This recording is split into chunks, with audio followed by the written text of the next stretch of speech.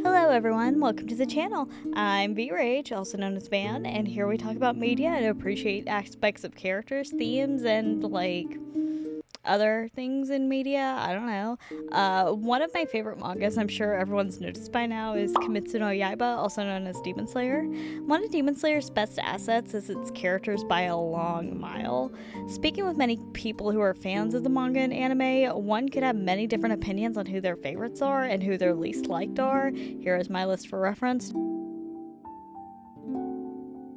Do not focus too much on the bottom of S rank tier, don't worry about it. Characters who tend to be universally adored are the Hashira, of course. There are many reasons this could be, and one main factor is their backstories and the themes they seem to embody. This video is actually inspired by a YouTube short series by... how do I pronounce this? Here, I'll post it here. Anna News? I'm not sure how to pronounce the first part. Anyway, their series details themes behind the Hashira's backstories, and I wanted to expand on it by viewing each character through the lens of these themes proposed by this content creator, but please do not credit me for the idea as they did it first. This video is also going to be a three-parter because if you can tell, the last video took a long time. And I would like to be ever so slightly quicker on posting if I can help it. So, the proposed themes for each Hashira, not indicative necessarily of who they are as a character, but more so what their story is about, are as follows. Giyu Tomioka's story represents guilt, Tengen Azui's story represents redemption, Shinobu Kocha's story represents vengeance, Mitsuri Kanroji's story represents self-acceptance, Sanemi Shinuzagawa's story represents grief. Gyome Himejima's story represents selfishness.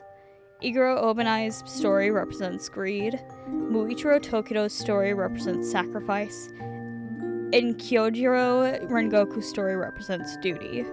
For this video, I will be using given names over family names due to the nature of many of the backstories involving family, so let's get started. Manga spoilers as per usual.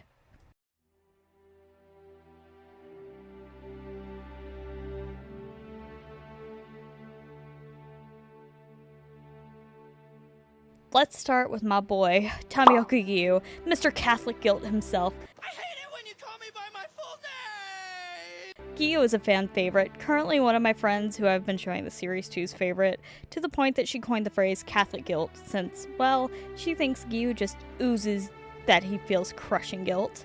Which she has now recently made it to the Hashira training arc and finished it and is caught up on the anime and is like, oh, she was spot on. And so, yeah, let's go for her. It is interesting to see an outsider's perspective and hear that take even without all the backstory. Before diving in, let us discuss what I mean to convey by discussing guilt as a theme. Guilt is often associated with shame and anxiety and a desire to atone. It can even potentially go hand in hand with redemption, but it is quite different as I will be discussing later. A person will often feel guilty after doing something they should not have, or when something occurs that they could not prevent. I could honestly argue, I think that shame fits Giyu more than guilt does, but due to this thesis primarily focusing on guilt, I will probably be using that word more in this video. This is an incredibly personal type of emotion that is not easily understood by others in the way that someone suffering from it can understand. Giyu embodies this through severe survivor's guilt, which often stems from PTSD, where someone believes they should not have lived through an event that would have caused a serious injury or death.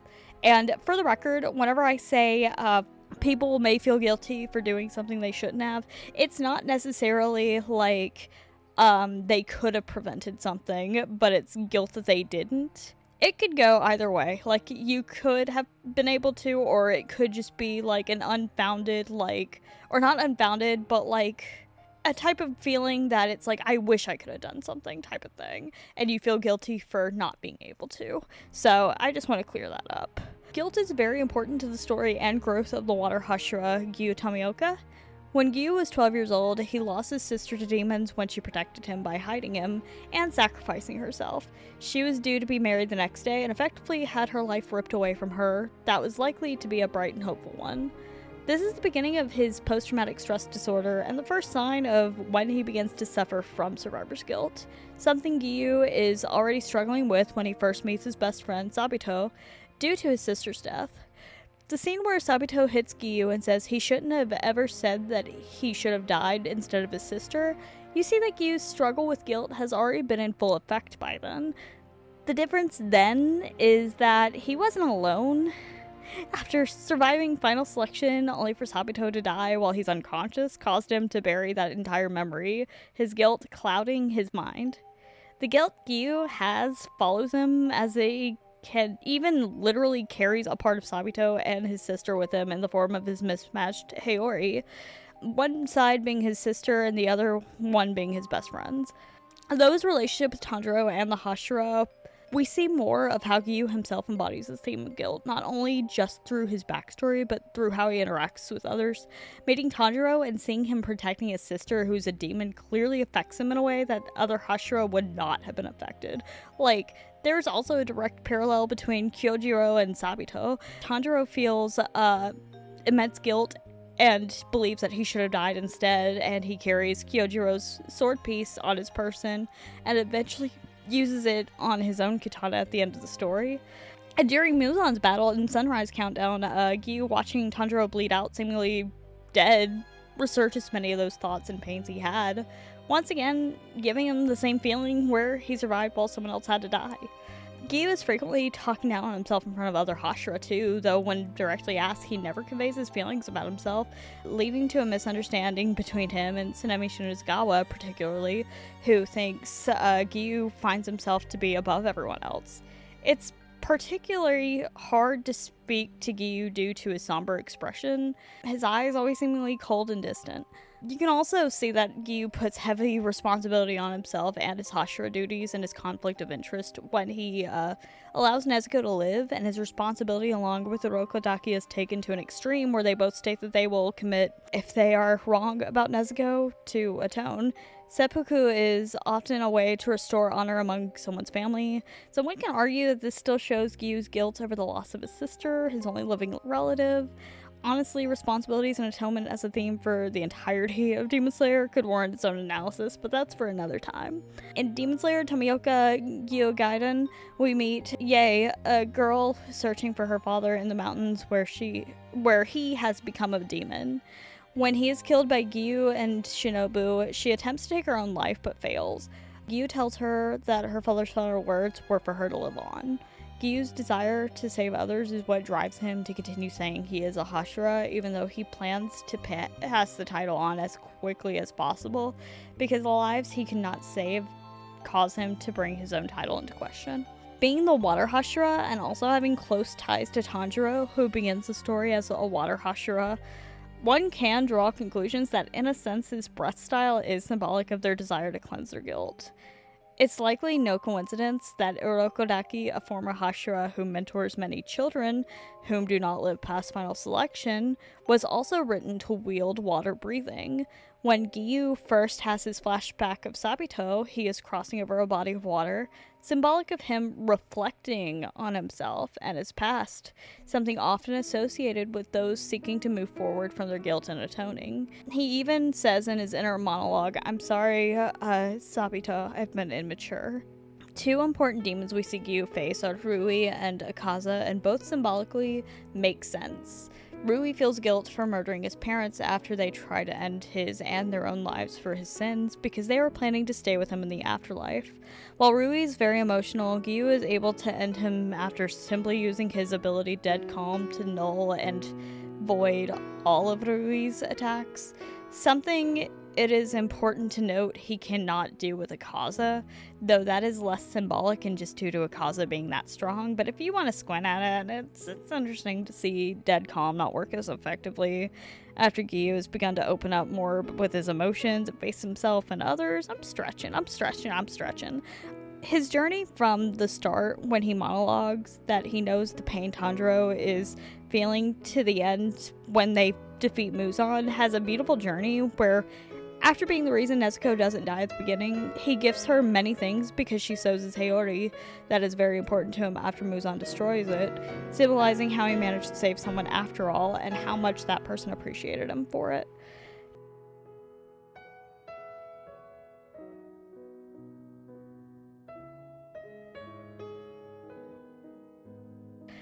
Due to how much Giyu could also symbolize redemption in his own way, we can now turn to Tengen Uzui, whom in the proposed thesis is the main Hashira whom embodies redemption. Redemption is when one seeks forgiveness from others or themselves through personal growth, helping others, and or mending mistakes from their past. Tengen grew up as a former shinobi whom underwent harsh training and conditions by his father. In a cruel training session, Tengen's father blindfolded his children and convinced them all that they were in danger and had to fight if they wanted to survive. Tengen realized that after he survived the training, the cruel reality was that he was battling his own siblings and was, at the time, unknowingly responsible for their deaths.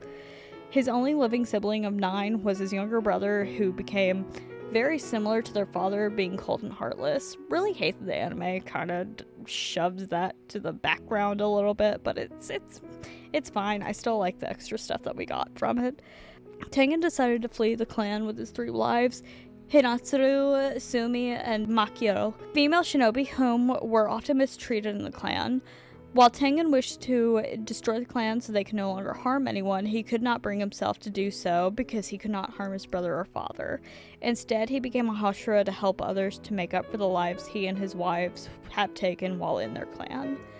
One could even see him undergoing a shift to self-acceptance due to his disdain for himself before finding a reason to live and have a happy life, contrasting his early willingness to always keep his wives above himself and put his lives on the line to protect them and civilians above all else, seeing himself as the lowest priority and being full willing to sacrifice himself through self-acceptance and sacrifice are just branches of his true theme and apply more significantly to other characters.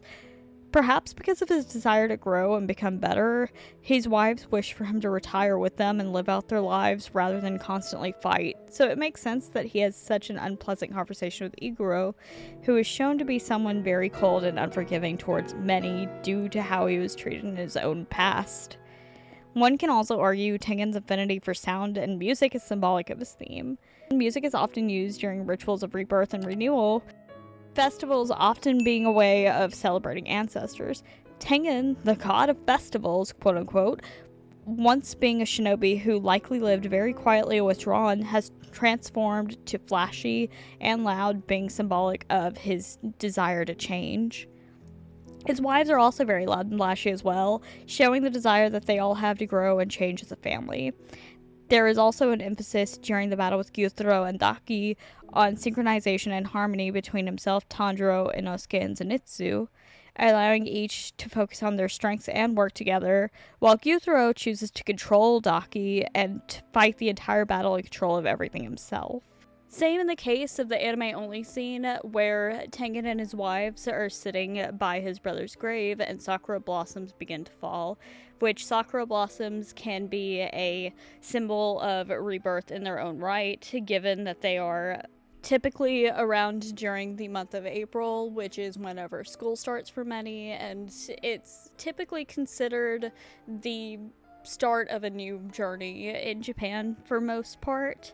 It can also represent the fleeting nature of life, which, also sort of will be talked about a lot more whenever we get to Muichiro, but for now, let's stick with Tengen. Let's shift gears to how redemption plays a role in both their stories and how they are different. While they both have a rough past where their family mistreated them and the world lacked sympathy for Gyutaro while Tengen lacked sympathy for himself, the way they handled their tragedies and emotions are drastically different. While Tengen works to atone and redeem himself and help his wives also achieve this, Gyutaro is determined to always be a demon to get back at the people he deems to have wronged him no matter what. While Ume is also cold and ruthless, it's because she follows what her brother does, very easily influenced by him, similarly to Tengen's own brother, who is easily influenced by his father, and also became cold and ruthless. Neither Tengen nor Gyutaro show fear of going to hell, but for very different reasons. Gyutaro, knowing what he did is wrong will never change it no matter what, and only shows signs of guilt when it comes to Ume, while Tengen does not fear hell because he believes he has to go to atone for the lives he's taken and is happy to do so because he wants to. His wives have long desired for him to stop treating himself like he does because he does deserve happiness, much like Ume will not let go of her brother and will not let him go to hell without her. If Tengen's wives are redeemed in his eyes, there's no reason he shouldn't be himself the same way from their perspective. They play an important role in helping Tengen overcome his resentment for himself, and even his placement in the story seems significant. When most people see Tengen introduced, the Hashira are all hard to like, but when he shows up to kidnap Ali, we, the audience, feel naturally less positive about him, especially after how much we loved Kyojiro during Mugen Train arc. As the arc progresses and you see his love for his wives and his determination to protect Tanjiro during the fight with Gyutaro Daki, we grow to like him and worry about his survival, and also feel the relief his wives do when he survives. He's literally cleansed by Nezuko, and thus his redemption in the eyes of the audience is satisfied, and he continues to walk down a path of love and fulfillment.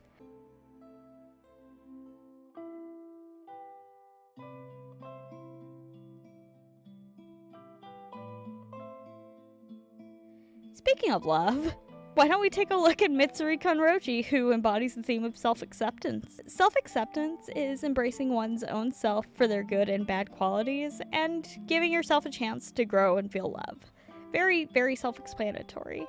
Mitsuri, the love Hashira, feels insecurities due to her extreme level of strength, her different hair color, and her large appetite, which have made absolute idiots cancel their marriage proposals to her, making her feel unworthy of self-love.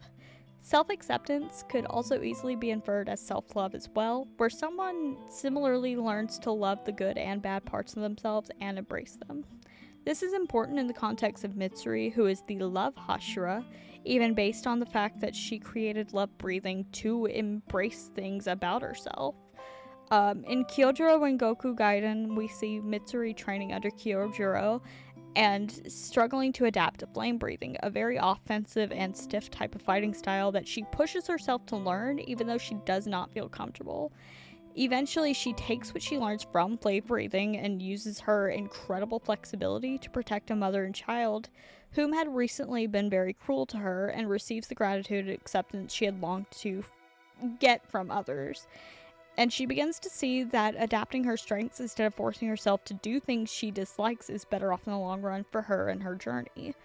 Mitsuri's dream is to one day meet a man who is strong and desires to marry her for who she is, and it is fitting that the man is Iguro Obenai, who struggles to connect with women due to his upbringing, but appreciates Mitsuri for how open and honest she is and for being herself.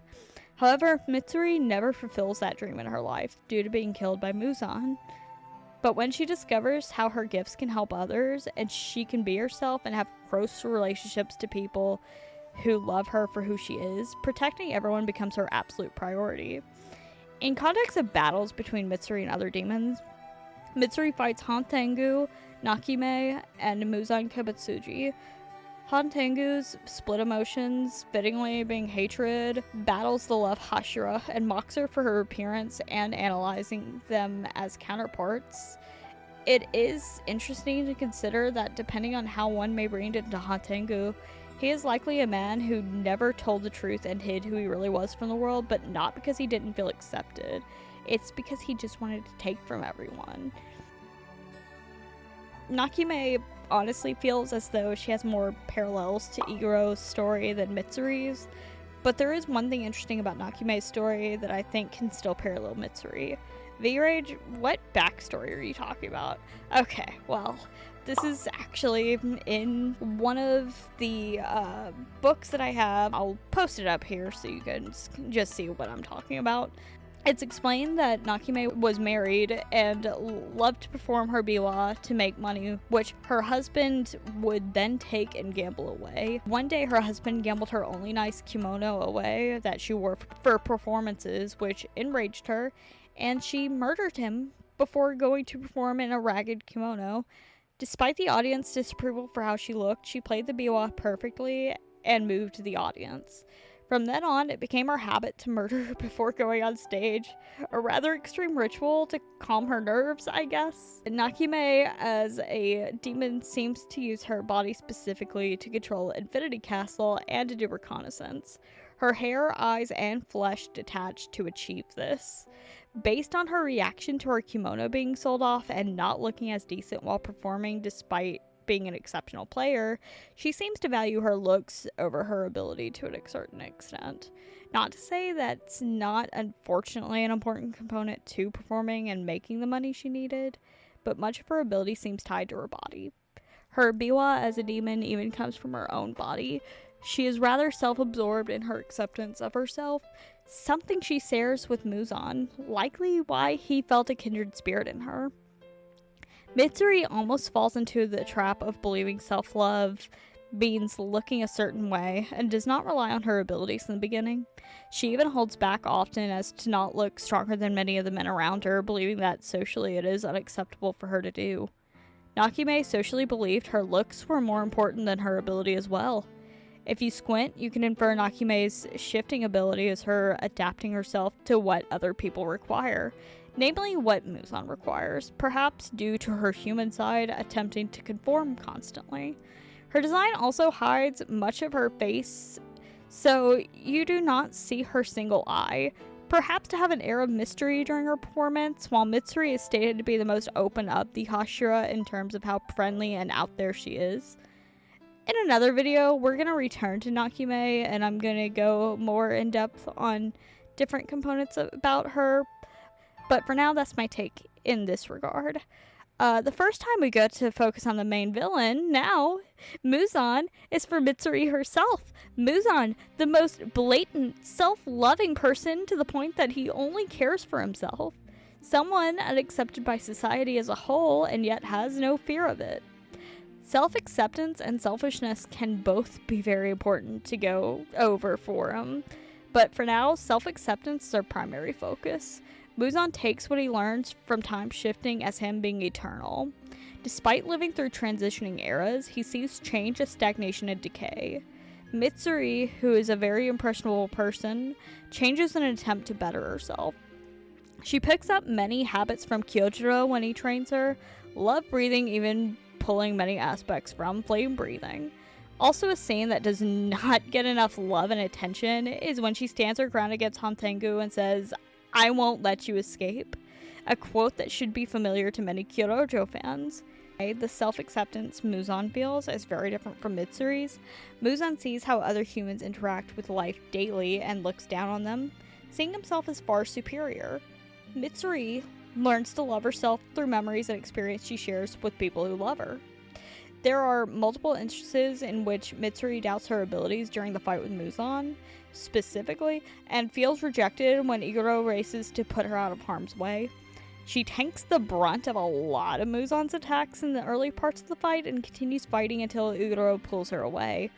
Later on, she confronts Muzan herself and boldly rips off his arms, completely barehanded, showing off her pure strength and even sacrificing her own arms to do it. In this moment, she's in tears and full of emotion, showing her pure, beautiful self. This is something only she would have been able to do in this moment to stop Muzan, and she embraces it, realizing in that moment that if Muzan is not stopped, all her friends who accepted her for who she is and taught her how to love herself, losing their lives would be for nothing. When the battle ends, she has the courage to ask Iguro to marry her if they are ever to be reincarnated in another life, something she likely would never have done if she hadn't reached her own self-acceptance. Muzan, however, got to marry multiple times but never showed love, taking advantage of many and causing women to themselves. It's sad to see someone like Mitsuri, who wanted to love and be loved and marry, to just die. And Muzan to have lived as long as he did, marrying many times, but always taking it for granted. Honestly, it makes you wonder, why he even wanted immortality in the first place whenever he clearly didn't enjoy life very much. But that's a story for another time, and something I could absolutely go over for some other themes. We can say a lot about Muzan, but for now, I think we can leave it there. Many Hashira will face him, and in the next video, we'll discuss a lot more about his parallels in detail, as self-acceptance can become selfishness. And we can cover that when we reach Gyome. For now, take care, and I hope everyone enjoyed this video. Thank you for watching. Bye-bye.